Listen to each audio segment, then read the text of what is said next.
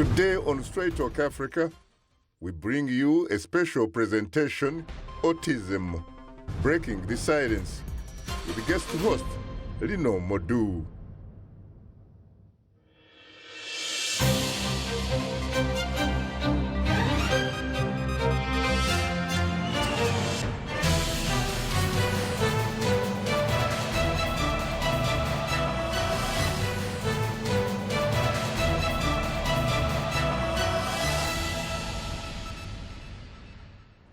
Hello, welcome to a special presentation of Straight Talk Africa, live from the Voice of America headquarters in Washington.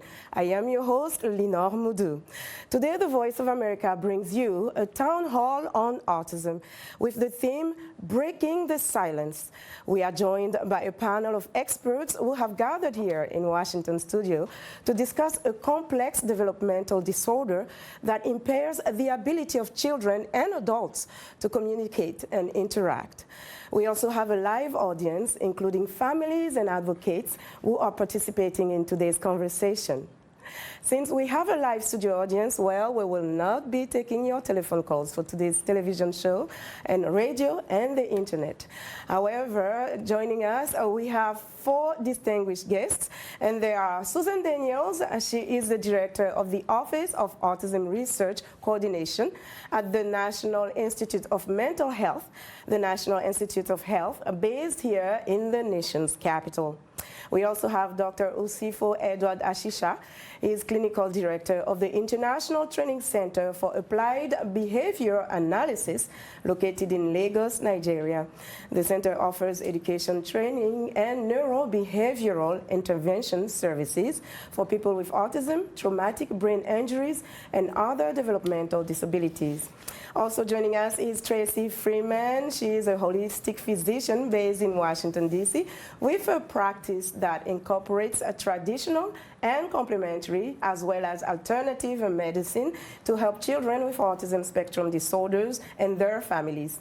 She also serves as the chief medical advisor at BB&R Wellness Consulting. Last but certainly not least is Morenike Jiwa Onaiwu. Morenike, who is on the spectrum, is the Autism and Race Committee Chair for the Autism Women's Network. Thank you all for being with us today. Thank you. Thank you. It's fantastic to have you. Well, guys, before we begin today's discussion, let's watch this overview of autism and how it affects individuals and their families. The condition is emerging as an open conversation in some parts of the world. Take a listen. My son was having some behavioral issues in school, and we didn't know what it was. We just knew he was struggling, he was having a tough time. Levi was saying hi and bye and kitty and tree, and right about the same time he started walking, he just stopped. Any sort of communication just went away around 16 months. The symptoms may differ. However, Odaiche Onyike and Megan Dahlberg's sons have the same condition, autism spectrum disorder. Autism affects the brain's normal development. As a result, children and adults with autism have difficulty interacting socially, communicating, and controlling their behavior. Over the years, autism has puzzled researchers, challenged therapists, and left many families with unanswered questions, such as, what causes autism? There's been a lot of research on the cause. We know what doesn't cause it. Vaccines do not cause it. There's questions of environment. There's questions of the genetic makeup of someone, but the actual cause is an unknown. Scott Badesh is the president of the Autism Society of America. He says there have been some improvements in addressing the condition over the years, such as more global awareness. However, many challenges remain. There's a problem, and I would argue it's probably worldwide, that when you look at statistics about who gets diagnosed, poor people get diagnosed later, which then slows the ability of treatment. If you look at it from a parent perspective, or someone who has to be involved in the care and the support of a family, there's a mixed bag. There's more services today than ever before, but there's nowhere near the services needed for all who need help. Autism is also a civil rights issue. And that's universal, that when you have 70% of adults with autism being underemployed or unemployed, that means they're living on wages below poverty. The World Health Organization says globally, 1 in 160 children has autism. According to the U.S. Centers for Disease Control and Prevention, 1 in 68 children has autism in the United States. This includes 1 in 42 boys compared to 1 in 189 girls. Observers say reliable data is hard to find for low and middle income countries, including those in sub-Saharan Africa. Overcoming the stigma of autism is another difficult challenge. So is awareness. Onyeke agrees.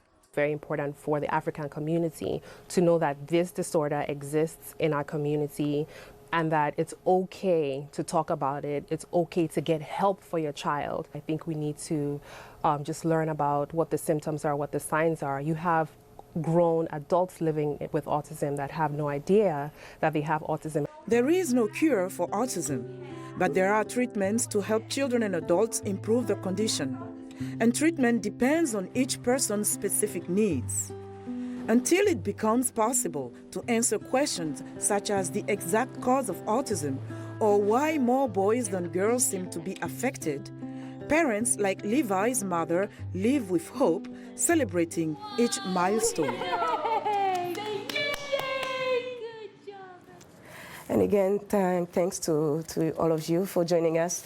So I want to start with the whole understanding of autism because it brings so much confusion out there. Whether you talk to therapists, you talk to parents, and even some people don't even know what it is. They have never heard of it.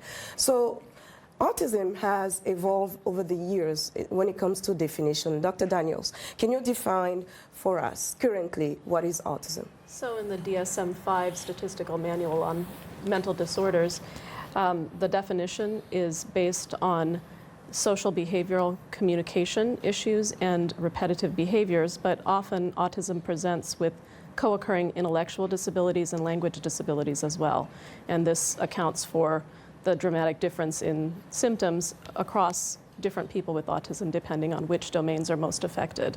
So it is a spectrum which goes from low functioning, this is a term we hear very often, to high functioning. Dr. Ashisha, can you give us a clarity in terms of what that means? If we say low functioning and high functioning, before the DSM-4 was transformed to DSM-5, there was a subset called Asperger's. That group is referred to as high functioning up there because the major problem with them is social interaction. There's absence of communication problems. They can communicate, but the problem is that they cannot socially interact appropriately, even up to adulthood. That is a fundamental problem. And they cannot hold on to a job. They cannot, they can take care of themselves quite okay, do activities of daily living, but they cannot hold on to a job. Basically, and they cannot maintain long-lasting relationship. Okay. Okay, so let me come to you, Morenike, because you are a person who is living with autism. And your story is so fascinating in the sense that you did not even know you had autism. You were a grown woman with children, and you took your daughter to get diagnosed. That's when you were told, perhaps you should think about yourself in terms of being diagnosed. Tell us how this came about and what it means for you to be on the spectrum. Certainly. And I'd like to preface by saying that I know that in the that typically in the disability community, a lot of diagnoses are referred to using person-first language. I personally, as a proponent of neurodiversity, of the different types of minds that are natural within the human, human beings, prefer to use identity-first language. So I refer to myself as an autistic person. It's a part of my identity. And as you mentioned, growing up, I was not aware that I was autistic. I knew that I was different than other people, but I wasn't really certain why. In my home, we just kind of rolled with it. It was just kind of the way it was. And we just kind of worked with the strengths that I had, supported the challenges. And so I didn't really have a name or an awareness of what this thing was that made me different than my peers. And so when I have both biological and adopted children, and my daughter, my youngest two children are autistic as well. When my daughter was attending a Mother's Day Out program when she was 2 years old, it was the staff there who mentioned, wow, your daughter can't do this, or can't do this, or can't do this. I was like, sure she can. She can do all that stuff. And they were like, well, no, she's not doing it in class, and she's different than the other children. And I was like, she's just like the way I was when I was a kid. She's fine. And so I observed her one day through their eyes and not my own, and noticed that her peers were, the way they moved and spoke was different than the way she did. And I actually thought they seemed weird, frankly, kind of loud and and so forth, and a little dramatic. But that started the process of going to our pediatrician, taking the MCHAT to be screened, and then going through a variety of different evaluations to rule out what might be happening. And eventually, as we proceeded through the process, a comprehensive process, she was diagnosed, and later on my son as well. And in working closely with the professionals and answering the questions and really researching and being really confused as to what they were looking for, so many similarities were identified that it was recommended that I, go for an evaluation as an adult. And it's not atypical for a lot of women, as well as non-binary individuals, to be diagnosed late because it isn't recognized as easily in us, and particularly people of color. Of course. And let's talk about something that is very important, because we received a comment from one of our viewers, and he asked, how does autism compare to someone who is unstable? And it really comes to the question of mental illness versus autism, which is said to be a developmental disorder. So can you make that distinction for us? Is there a point where autism will be considered a mental illness, or is it a clear distinction, and we should never make that confusion? So autism is a developmental disorder. It starts, the evidence is there that it begins before birth, that they can detect early signs of autism in prenatal development. And so children are already on a trajectory toward autism when they're born. With many mental illnesses, they don't appear until later in life and can be affected by many experiences that people have in life. Okay. So, Dr. Freeman, tell us about some of the red flags. You are a mother of a son with autism, but you are also a service provider to families and people who have autism. What are some of the red flags that we should look for? So it's a lack of eye contact is one of the main things. Early on, even as a baby, they won't actually look at you in your eye. Also, they'll be sound sensitive and work very hard, find different maneuvers to kind of protect themselves from the noises in the environment. Even when, in my experience and other children I've seen, even when you feel like the world is quiet, then there's still like something that they perceive is too loud. And so by definition, autism is that you cannot socialize. It means you're into yourself. And so if you are social, you are by definition not autistic. That is the cornerstone, and has always been since they first diagnosed it, the cornerstone of autism. I think it's interesting when you say something about being into yourself, because I consider myself, for example, as someone who's introvert. So at what point do you start thinking, perhaps you should think about autism, or if you have a loved one who behave a certain way, you have to think about it. Given that it is a spectrum, some people are high functioning. Morenike did not think about herself as being on the spectrum. So Dr. Ashisha, could you perhaps comment? Thank you. The early signs the parents need to observe. So one, when you have a baby at the age of 12, the baby cannot babble, then that's a signal. At the age of 12, the baby cannot grasp, no gesture, not waving, that's a sign. Then at the age of 16, the child cannot say some words. Then at the age of 24, no two-word phrases. And at that moment, you have lots of social skills, like she said, eye contact. And the moment you receive that flag, that does not actually diagnose autism right now. It's just early signs in mother. They will tickle a mother to make a determination that the child needs evaluation. Okay. That's good to know. So we will continue this discussion, so much to talk about. And we want to remind you that today's special presentation of Straight Talk Africa on autism is streaming live on the web at voaafrica.com and on Facebook. To watch our show, just enter the keywords Straight Talk Africa. And we are tweeting live. Follow us on my Twitter handle, it's at Linor Moudou, and joining on today's discussion with your questions and comments. Don't forget to use the hashtag VOA Talk Autism, and we'll air some of your comments later in the show. Now, let's hear from Fariyo Abdul Kadir, a Somali mother in Minneapolis, Minnesota, who is breaking the silence on her struggle to determine if her son was on the autism spectrum. And then we saw him eating stuff, like a lot of sensory issue, and he wasn't naming people, like he forgot to say his grandpa, his sister's names, like so many things he forgot. And then we're like, oh no, he just came from Africa, it's been 20 days. Like, give him time, he maybe forgot all this stuff. Then my husband was not convinced. He's like, no, how do you forget 20 days just traveling and coming back, like people's names? Then we follow up with his 24-month checkup with the doctor. That's like almost like a month, later, with different doctor, different city. We moved to Egan at the time. And so he said, oh, nothing is wrong. He's just being he's running around, just experiencing eating stuff from the ground. It's not a big deal. So I still felt comfortable. I said, okay, the doctor said this, so I'm gonna believe what the doctor said. But my husband was still saying, no, the doctor doesn't know everything. Sometimes you know your child, you need to do your own research.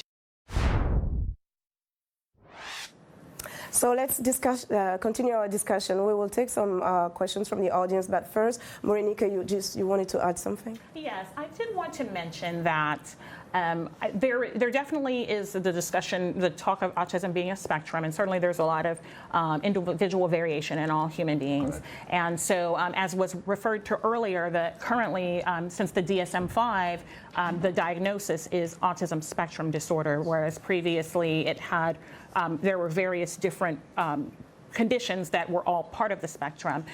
There are a lot of us in the autistic community that prefer not to use functioning labels, such as low functioning, high functioning, because in a sense, aside from the fact that it's a vestige of the DSM-4, it's also a difficult thing to determine. All human beings have support needs, and so there is a saying by an advocate that when you are low functioning, your strengths are ignored. When you are high functioning, your challenges are ignored. So essentially, we want to kind of look at the fact that all people on the spectrum present in different ways, but not to have a hierarchy in terms of high or low. Also, I do want to mention that the socialization is different. It's not necessarily that we don't socialize. We may not socialize in the same way or in the same quantities as you all want to. It's a very, very good point indeed. And let's talk to our audience now. The first question. Do we have a question? Yes? There's a question right there. Well, for me, it's more of a statement. Full disclosure, my name is Bernadette, and I own a behavioral health center. And actually, I'm a PhD scholar here in Washington, D.C. for ABA. And right now, in my center, what I'm trying to do, Miss Ifoma here, she's my partner. And we have a special room that we're creating for ABA services.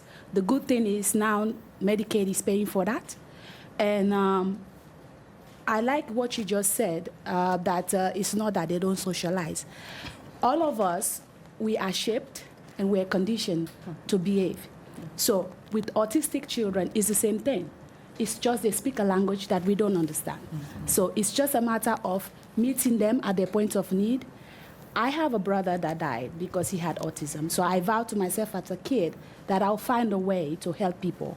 And one of my biggest fight now, to God be the glory, I have a partner that works with me, is to make sure that we have special care for, especially for African women, and have group we're creating group therapies because, as you can tell, many of our African women, when they have children with autism, they automatically get a divorce from the husband because the children are labeled as devils and they're not diagnosed and not given treatment.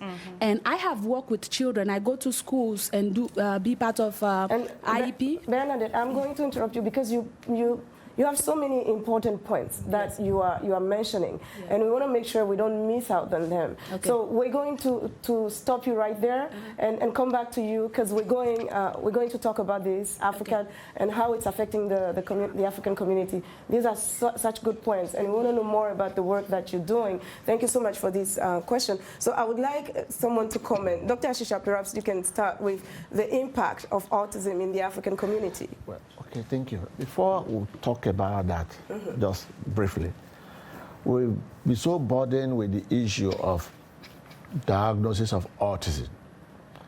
Parents we see in Africa, they come around to establish whether their child belongs to the spectrum or not. And even when they come to the US or different countries and they have that diagnosis either from a psychologist or a psychiatrist or a behavior analyst, they still come over shopping from one agency to the other to be told, just to be reassured that what Dr. A said is correct. That is one major challenge. Number two, when they come out there, they are searching for cure right away because they believe in medical model of treatment. It's like you have headache, you take Tylenol, it goes. That is one major problem again with particularly African people out there. And thirdly, some will say, oh, how can my child do what the parents are able to do? As stated by Mr. Nairo. That is important too. Then again, because out there, services are not paid for by the government, neither subsidized. They will ask you what is the cost. They just bring a child to you. I'm told that my child is belongs to the spectrum. Can you manage? How much is it going to cost? It's just an issue of cash and carry. Yes. And no question is either asked at all about how can I support the intervention process you, the provider of services, is giving. For example, if you went to send a therapist home, spend only 4 hours, then the remaining hours is left for mom and dad to, so transfer of technology. That they'll be able to know what the registered behavior technician is doing with the child. Then when she goes away and the child is presenting with challenging behavior, they should be able to do 1 or 2 things. These are some fundamental areas. And again, if you now say you want to do assessment, say no, it's been seen by Dr. A. He told me that it's autism. So what kind of assessment? There are 2 aspects of assessment or diagnosis you're going to make. Clinical diagnosis, that will establish that this child is in the spectrum or some other, he has low IQ, thereabout. That's okay. Like I said before, if a child is in the spectrum and you are told that is it, is that the end of the story? The mother goes home? No. Yeah, What so next? this leads us to the second aspect of diagnosis very quickly, and that is what do you do with the child next? What do you do? Right, after he or she has been diagnosed. Yes. Right, so now let's talk about treatment. Okay, and I don't know if one of you want to add a little more on diagnosis. After. I need to. Okay, very briefly, and then very brief. Yes. The issue is that diagnosis for clinical functional is that will lead you to what should be done next. Yes. How Absolutely. to take the child from point A to point B. That's the essence of that assessment. What is Bobby able to do now? At what is his level? He cannot do this like he's paid.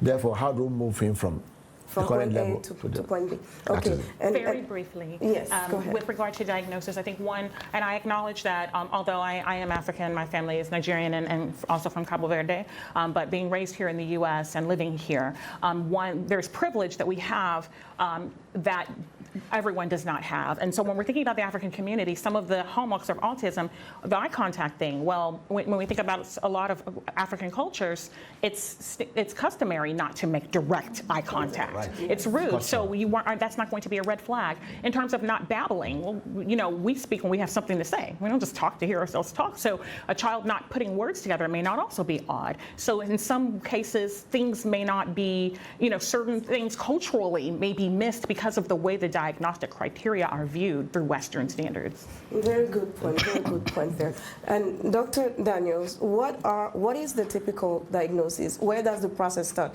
I would assume a lot of time is the pediatrician, with the pediatrician.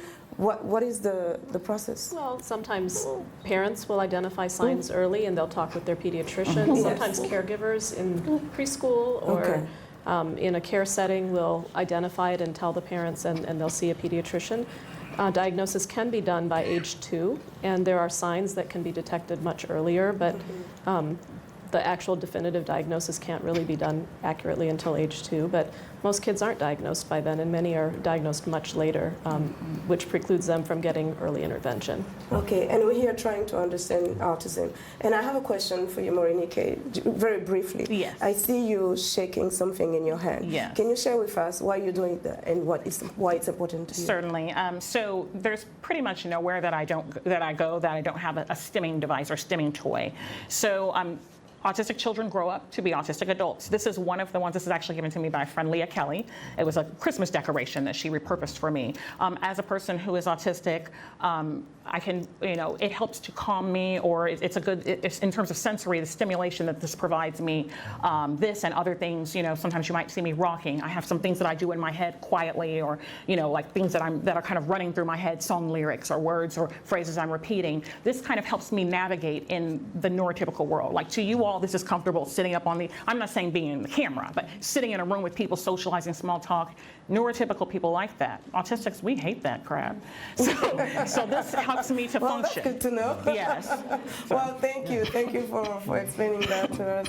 So now we have a Facebook question, and our viewer Omonua Okubo from Abuja in Nigeria asks, I want to know the signs and symptoms of autism. Also, I'd like to know the causes and the best way to avoid autism. So I think we touched on the signs and symptoms of autism. This is not like a cold that I'm fighting right now, that, you know, where you can avoid it or you have signs. And so let's talk. I think we're going to take the last part of this question where it talks about avoiding autism. It's not even, you know, I don't think it's even possible. But I think the bigger question here is, if we don't know the cause, we know some of the risk factors, right?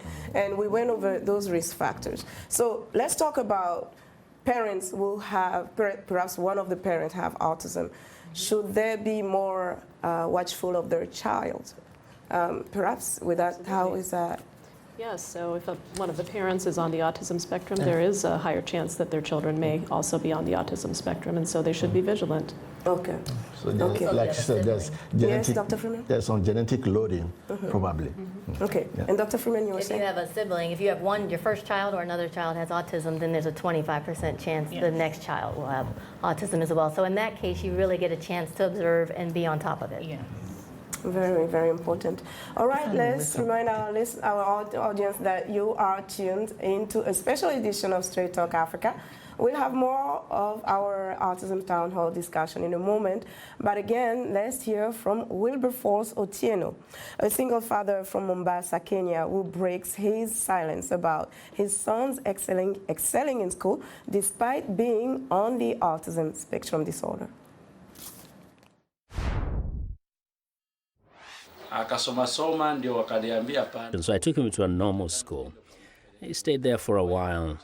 And after some time, they asked me to take him to Pandya Hospital. And when I took him there, then they advised me to take him to a primary school that caters for kids who have a mental handicap. But he had problems there because he was so restless. They didn't understand him. You know, they would beat him because they thought he was a violent kid. Sometimes even adults will think that this kid is just being rough on the other children. They beat him up. He's a quiet kid. He's smart. When he gets something, he really remembers. In school, he performs so well. Most times, he's actually at the top of his class. He comes with many awards. He has talents. You know, as I told you, when he gets something, he will never forget. One of the challenges that I can say I've faced, mostly it's because they tell us that he shouldn't, for example, eat wheat, milk, shouldn't eat sugar. And those are the things that we eat. Those are the things that are found here.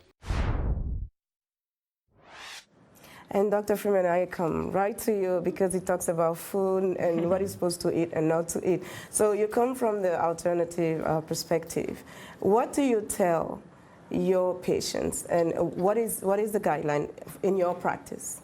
So in general, for all patients, there's bio-individuality, right? So what's good for one person isn't good for the next. And so it's worth doing a try. Genetically, we know now that something like 2/3 of the world's population does not digest milk. So it makes sense to take it out and see, does that impact a child? Because if you are doing or eating something that is at all inflammatory to your body, then you are going to behave differently if you can't express. That doesn't feel good to me. So if you want the child, it's worth a try. Milk, if you take it away in a week, you'll know, is this a problem or not? The child will settle down. Gluten, some people can't tolerate that either. A lot of these children have gastrointestinal problems. And so if you take it away, that takes a little longer to see change, but nonetheless, it's worth a try if it makes it so that they feel better. I know in my son's case, we removed gluten. He had his first formed stool in the diaper in his entire little life in a year and a half in 3 days. Wow. So it was visible, it was obvious that wasn't a good idea for him. So I know one of the problems that people have with alternative or complementary medicine is the lack of evidence-based, results. So what can you tell us in terms of when you say that each person is unique? Of course, that we know, we understand now about autism. But how do you determine what a child or an adult may need in terms of the dietary restrictions? So it's trial and error, I'm afraid. So basically, you remove it and you observe. Even just like diagnosis, it's based on observation. So you just remove it and observe. If you don't see any changes, put it back. Sometimes you don't appreciate something until you put it back. Like you don't notice that, oh, that made a difference until you give it back and like, whoa, I didn't appreciate that he was calmer without whichever food it is. Okay. But there's nothing I think that goes across the board for every person. It's just that there are a lot of people in general, autistic and otherwise, who don't tolerate these things. Dr. Ashisha, let's talk to us about applied behavioral analysis, which is an approach that we hear a lot when it comes to addressing the condition of people with autism. Talk to us about what is it and how does it differ from one person to another? Okay, applied behavioral analysis is a specialized area of study that actually focuses on the understanding and the understanding of the behavior of children and their development, basically. Not only children, even adults. So that is that simply as ABCD. But you cannot actually practice it except you are properly trained. Yes, of course, there are a lot of people out there that are practicing ABA. I don't have any objection to that. You might actually be able to pick up one strategy and know it very well. You may not be certified, so long as you can do it very well. Yes, good. So that is all about ABA. But your training should be based on the fact that, one, most behaviors are learned. Two, environment impacts behavior. Three, behaviors have function. Like my dear sister turning right now. What is the function of that? She knows the function. I can modify that behavior now, because the behavior is anything a man does. What purpose does that shaking serve her? Can you modify it? Yes, it can be modified instead of shaking. in a public place where it may be deemed socially inappropriate, follow me now, then you can modify that. Then 2, skill deficit impact behavior. Like I said, environment also impact behavior. And teamwork, very, very critical. Yes. And relationship matters. Okay. This Now, is the basis of ABA. Okay. And Morenike, I wanted to get your take on your experience, actually. What are you doing for yourself, very briefly, for yourself, what is working, and also perhaps for your daughter, given that you seem to have the same symptom, but we know that each person is different. Yes, and so being that I was diagnosed late, so I was misdiagnosed several times with different conditions. So I tried things like cognitive behavioral therapy or things of that nature that weren't as effective for me because really it wasn't that something was wrong with me. It was that I was different. I needed to learn to understand myself.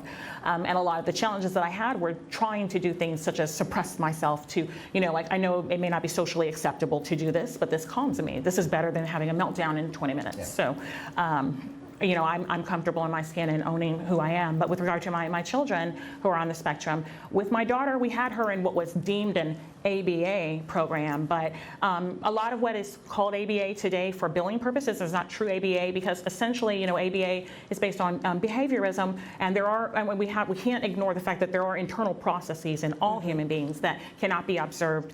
I know there is evidence-based research from 1987 from Lovas of ABA, but since then, the gold standard, there was a randomized clinical trial, the Early Start Denver model, which took some elements of ABA, but it implemented developmental education. It implemented naturalistic education and doing things that are play-based and person-centered, and it was only 20 hours per week, and it was a lot of parental involvement.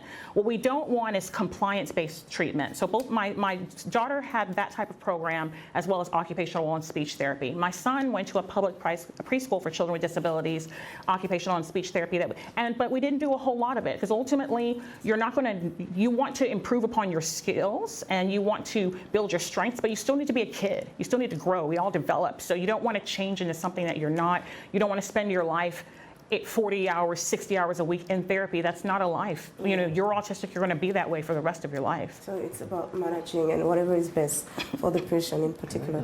Now let's take some questions from the audience. Do we have a question? Okay, please hand him the mic. The gentleman in the back. My name is Tufa. I'm the parent of autistic child. He's now 18.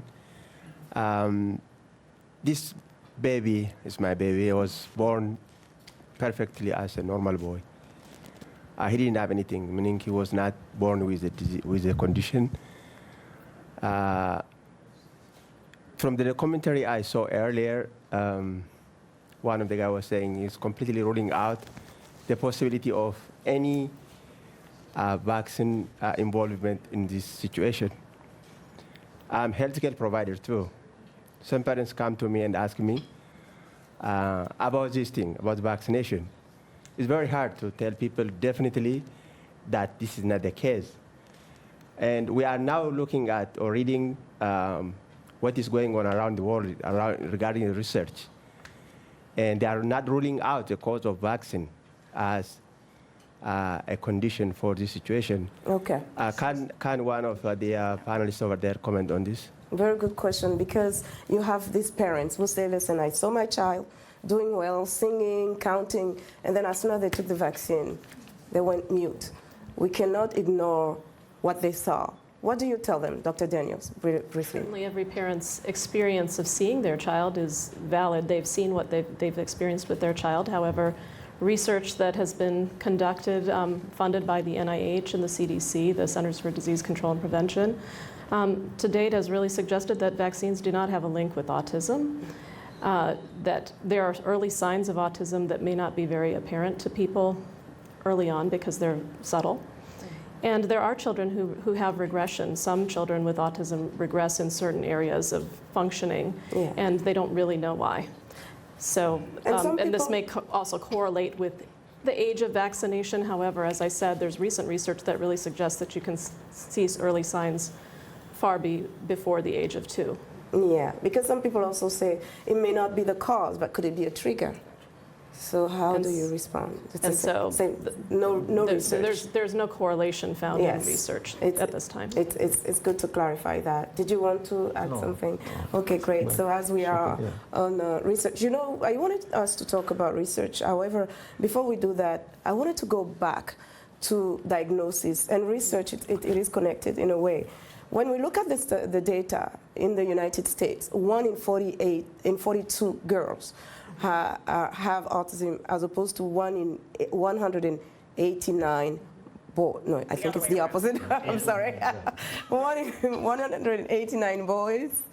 No, 1 in 42 boys. It's more boys than girls. That's the point I'm trying to make, and I will get there. Anyways, it's more boys than girls, right? 1 in 42 boys and 1 in 189 girls. So could it be could one of the ways that autism is being diagnosed affect the data that we're seeing, the gender gap data? Yes, and so recent research has suggested that there's a lot to learn about girls and how they exhibit autism, and that right now we are learning much more about how autism signs and symptoms manifest in girls, and the current diagnostic tools we have were developed based on boys, as the ratio is 4:1 boys to girls. So as we learn more about the signs and symptoms in girls, eventually there may be better diagnostic tools that will really focus on the symptoms in girls, and we may see a change in that ratio. So is it something that is being worked on for future research, perhaps? Yes, there's research funded in U.S. government organizations, agencies, and private organizations as well. Do you see the same trend in Africa with African children? Yes. Okay, more boys than girls? Yes. All right, so I guess it's a global issue. Any other questions from the audience? We'll take the gentleman here. Hi, actually my question goes back to the concept of our diagnosis, or if a child could become autistic. So is there a distinction between being developmentally delayed and being autistic? Because I've witnessed a child who presented challenges that may be synonymous with autism, sensitivity to sound, poor speech and minimal speech, and poor social skills.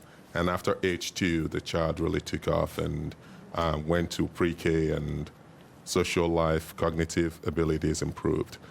How is it a child? Was that just developmental delays versus someone not being unautistic, if there's such a word? And how were you able to tell the difference? Good question. It's a momentary delay. First and foremost, if you look at the pregnancy history, something would have been going on out there in the fetus. Maybe low oxygen supply, the umbilical cord twisting around the neck, minimizing blood flow to essential part, and the brain is the most sensitive component of the body. There will be a delay. So if there is no enough oxygen and energy supply to a certain part of the brain, to be delayed. When that child is delivered, most probably might be premature, and maybe the child might have some other features like birth trauma, assisted delivery, more in Africa area. Then somewhere along the line, around that age, the brain is still very plastic. Then during that moment, the developmental milestones will be delayed, and at the end, the child will catch up. That is the way it works. No, I've seen people who have been diagnosed with autism grow out of it, so to speak, or perhaps by so much intensive therapy, they do very well. They lose the diagnosis. They may still be very quirky, but that doesn't mean they're autistic, or introverted. But it doesn't mean that they're autistic. I've definitely seen children like that. And certainly in children very early on, before the age of 2, some of the different developmental disabilities that might be first manifesting, you can't really distinguish autism from some of the other developmental disabilities until time goes by. And so you may see those early signs, but you need to wait to see things develop before you can determine a diagnosis. And maybe there's a different diagnosis like language delay, intellectual disability, or other types of developmental issues. Then also, these children, they do have some comorbidity. Some of them that have the genetic loading for clear mental health issue. The mental health symptoms might not come up at an early age. As they grow up, then the mental health symptoms will start manifesting. So it becomes a combination of two things now, autism, mental health issue, and even if there's traumatic brain injury, you might have a cognitive deficit, big one. You have intellectual disability all combined. Okay. So that's it presents with multiple challenges. Okay, thank you. Thank you for that. So a reminder that you are tuned in to a special edition of Straight Talk Africa, the Breaking the Silence Autism Town Hall. We are tweeting live. Follow us at Linor Mudu on Twitter. That's Linor Mudu, that's my name. And to join in on today's town hall with your questions and comments, don't forget to use the hashtag VOA Talk Autism. We are on Facebook. Just enter the keyword Straight Talk Africa. Become a fan and connect with other friends of VOA. We'll continue our discussion in a moment, but first, let's hear from another mother who's breaking the silence on autism from Côte d'Ivoire. Her name is Béni Blandine Yao. She shares her experience on how difficult it was for her husband's family to accept their situation. Take a look.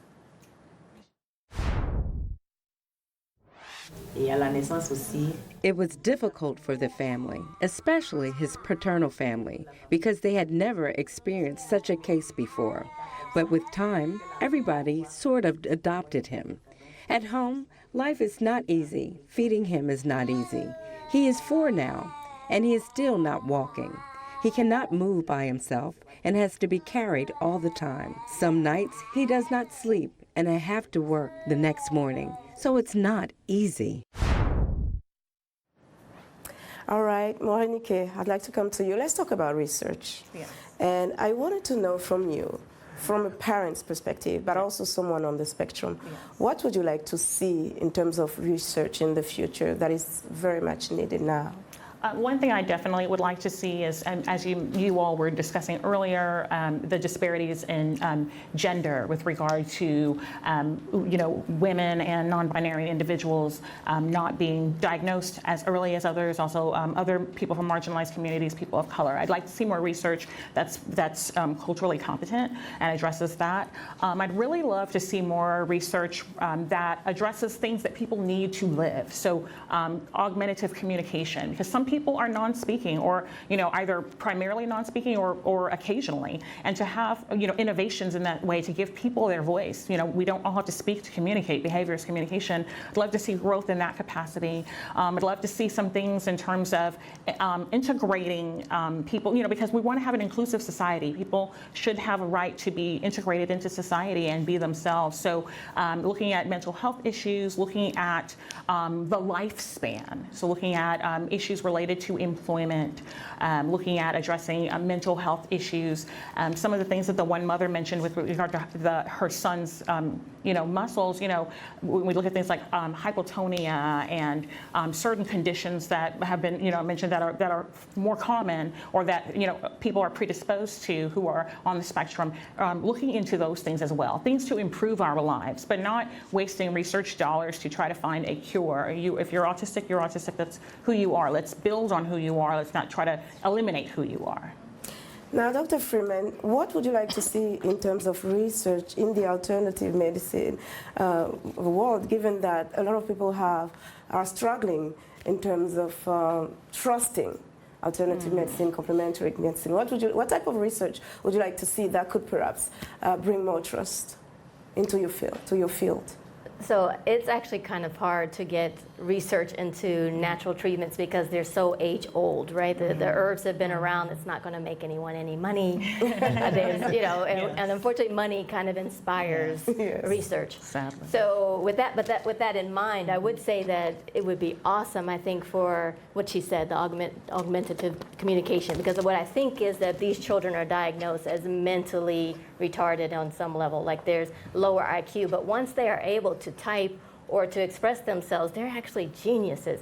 Now, they may be just a genius in math and not in language, or but because they present differently, because they're nonverbal or act very strange in terms of the stereotypical behaviors, people don't give them credit until they see them kind of type out in some cases whole books. There are children who have written, or adults who have written entire books using one finger. If you can imagine the challenge, if you have motor difficulties, to write an entire book with one finger. Wow. But they're brilliant, brilliant, brilliant. The issue is they can't get their motor skills to express that all the way. And so to me, their challenge is this kind of neurodiversity. Absolutely. And getting people to recognize their intelligence and to accept them to a school with an aide who's with them to help them, to give them a break when other children are still able to keep going to work.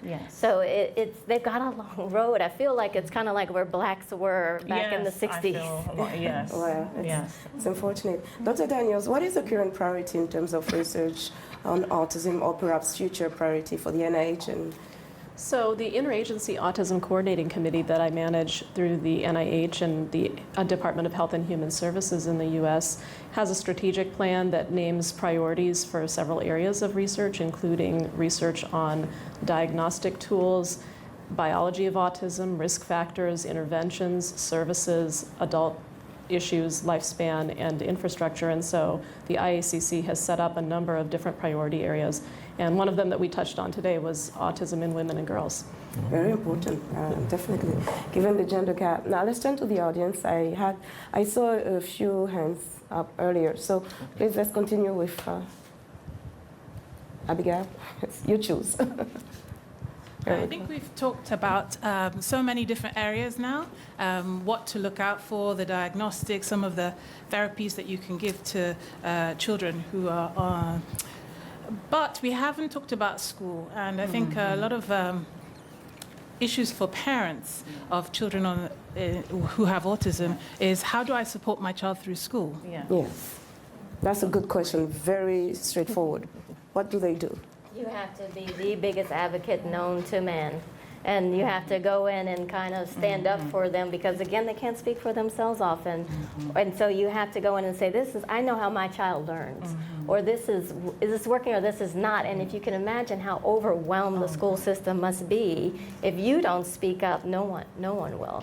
So it really does come down to advocating for your child, as you have to do with any child you have. But this one needs probably extra help.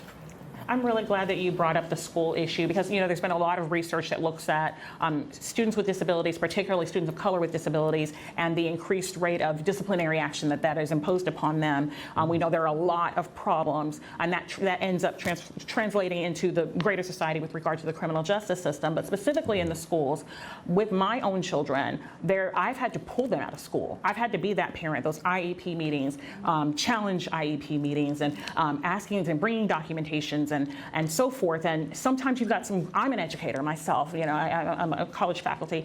And so, and I used to work in K through 12. So I understand, as someone with a graduate degree in special education, I understand that it's challenging. But ultimately, with IDEA and with the ADA, they have a right to a free, appropriate public education in the setting of, the least restrictive setting. And they have a right to be included with their non-disabled peers. And schools try to find these ways to wiggle around that. Oh, okay, well, we'll put them in 15 minutes of music class in the corner, and then in the special ed class the rest of the time. None of my children right now are in public school for that reason, despite that the fact that I'm a taxpayer, because of the fact that they were not being properly accommodated. And there are a lot of parents, I know some autistic parents, non-autistic parents, who are homeschooling for this very reason. There are private special needs segregated schools that are, the cost of an annual salary for children, and that don't have them integrating with typically developing peers. So it's a huge issue. Very, very big issue. Let's take another question from the audience. Susan, right here. Susan Kwizera. Thank you so much. My name's Susan Kwizera. I have a foundation in Uganda.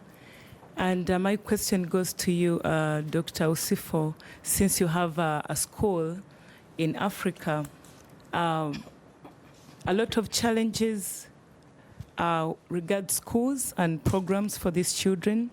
Like we said before, there is nothing as in school or a body in the country or in the government.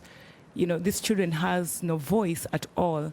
So what challenges have you seen or come come across, into that area, and how did you do it? Because I personally am into that area of putting up a school, but it's kind of so complicated to go through. Thank you. Thank you so much. I'd like to comment on what Mr. Nairo has said.